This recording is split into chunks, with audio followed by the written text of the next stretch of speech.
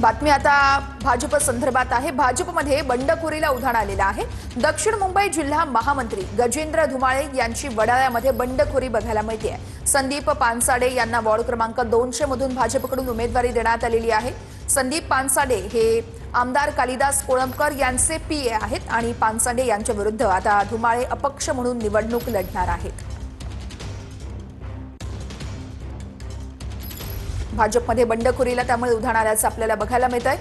वडाळ्यामध्ये ही बंडखोरी झालेली आहे। गजेंद्र धुमाळे यांनी ही बंडखोरी केलेली आहे, तर पानसाडे यांच्या विरोधात गजेंद्र धुमाळे हे आता अपक्ष म्हणून लढणार आहेत। बातमी आता पुण्यातून आहे। पुण्यामध्ये शिवतारे गोऱ्हेंकडून एबी फॉर्मचं वाटप करण्यात आलेलं आहे। पुण्यामध्ये शिवसेना भाजप युती तुटल्यानंतर एबी फॉर्मचं वाटप सुरू झालेलं आहे। विजय शिवतारे आणि नीलम गोऱ्हे यांच्याकडून आता एबी फॉर्मचं वाटप या सगळ्या उमेदवारांना दिलं जातंय। एबी फॉर्मचं वाटप केलं जातंय।